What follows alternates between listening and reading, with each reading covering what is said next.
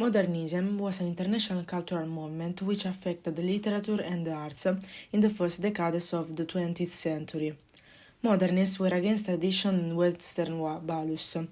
They rejected the heritage of classical literature and interrupted the father-to-son transmission of classical knowledge, literature, arts, and science. Modernist artists must break with tradition, particularly with the religious and political views of the past. So everything in the world is as we perceive it, and history is a negative thing. Only the present is important. A modernist poet known for his innovative approach to writing was Ezra Pound. He believed in the power of language to evoke emotion and ideas, often using vivid imagery, unconventional syntax, and allusions to mythology and history. He was also a key figure in supporting other modernist writers such as Thomas Eliot, James Joyce, and however, Pound's legacy is complicated by his controversial political views and actions, particularly his support for fascism during World War II. And the most important work of Ezra Pound are In a Station of the Metro, The Cantos, and Usura. In a Station of the Metro is a shortest poem, and the title tells us where we are. Pound walks the street of Paris and sees crowds of people getting out of the subway as they are from the world of the dead. At first, it's a 30-line poem, but is cutting things down and eliminating words, using Japanese and Chinese poetry as models for this. The Cantos is a series of incomplete epic poems incorporating a wide range of themes, styles, and languages. The characters of the Cantos are divided into three groups.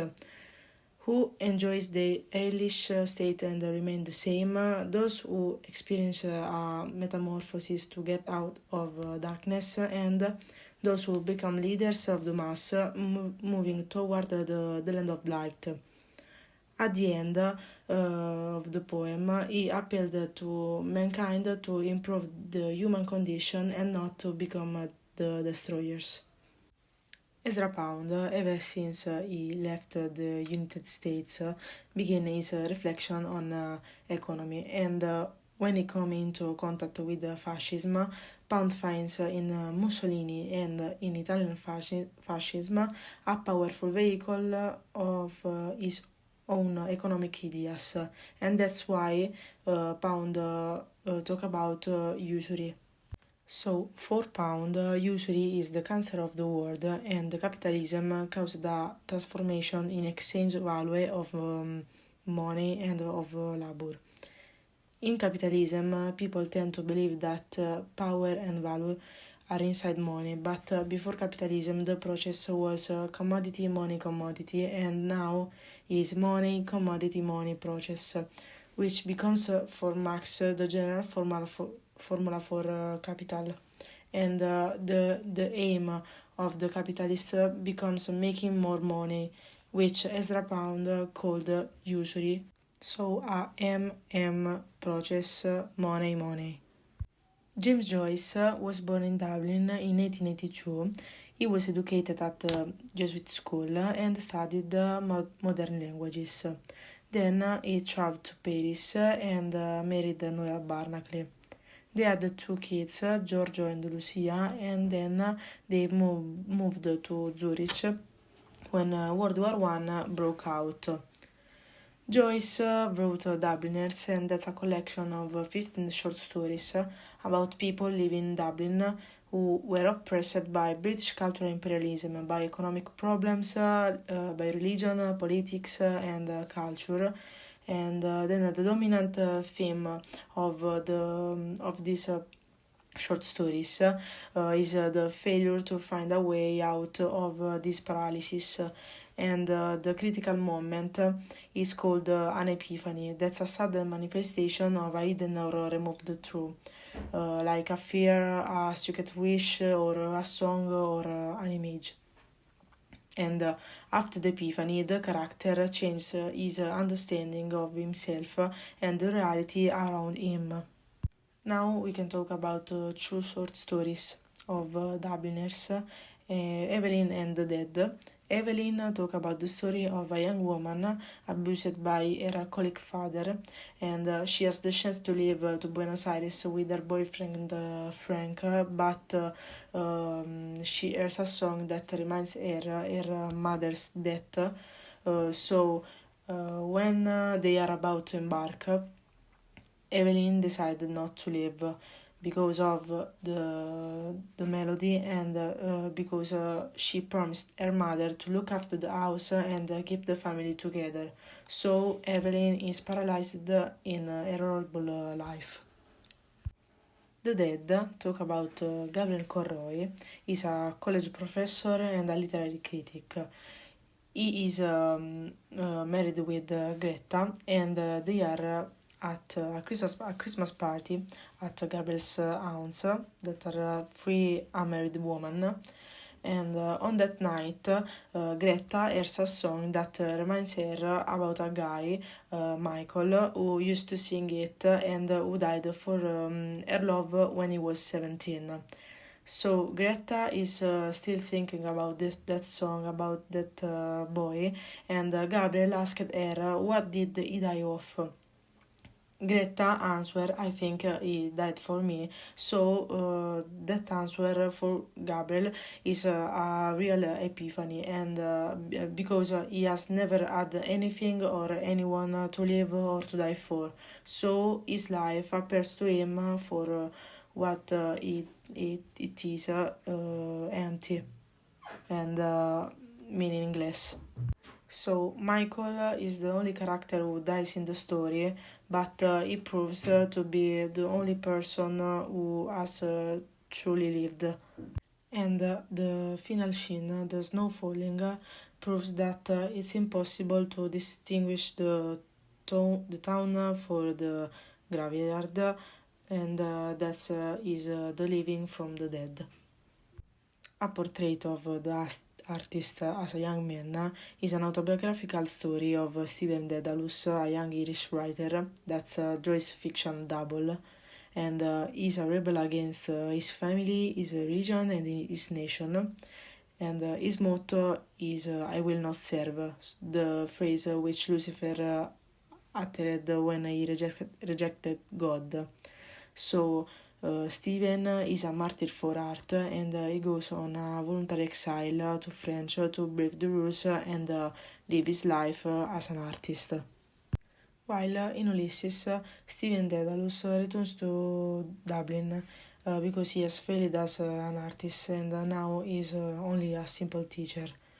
The story is set in Dublin on a single day.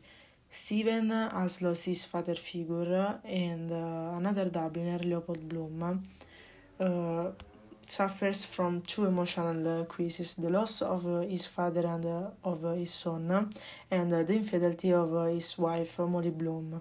So Stephen, Leopold, and Molly correspond to Telemachus, Ulysses, and his wife, Penelope.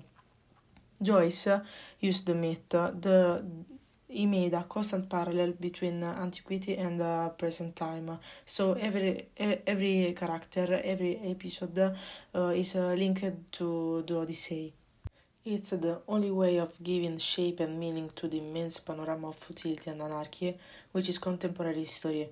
And that's the quotation from Thomas Eliot, Ulysses, Order and Myth, and the stream of consciousness technique describes the mental process made of memories, dreams, or sensation, and it consists of symbols, ideas, images, and memories flowing freely.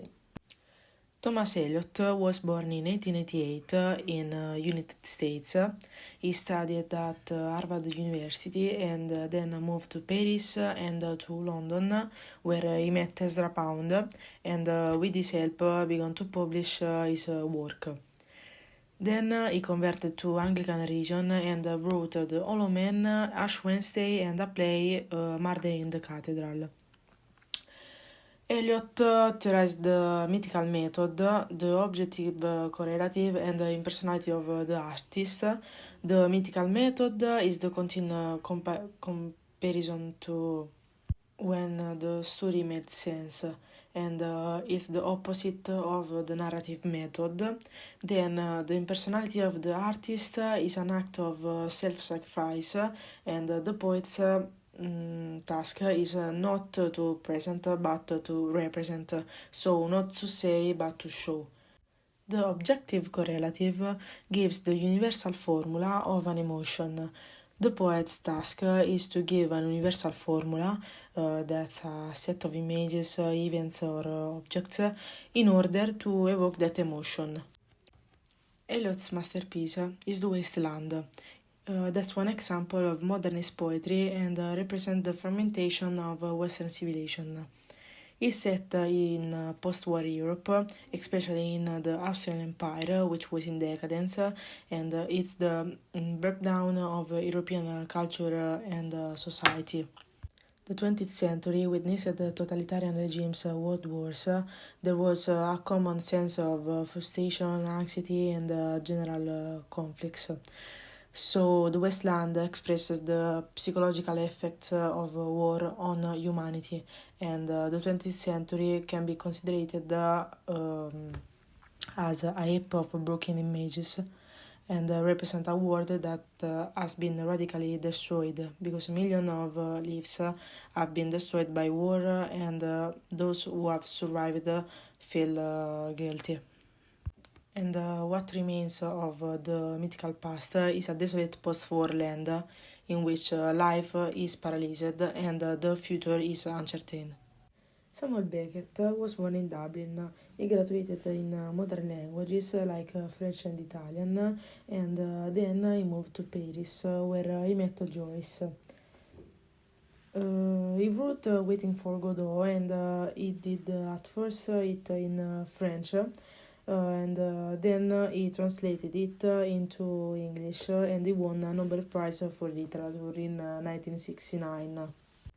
Beckett was considered the father of the theater of the absurd, and at first in the theater of anger, the so-called angry young men were educated playwrights coming from a middle class or a working class.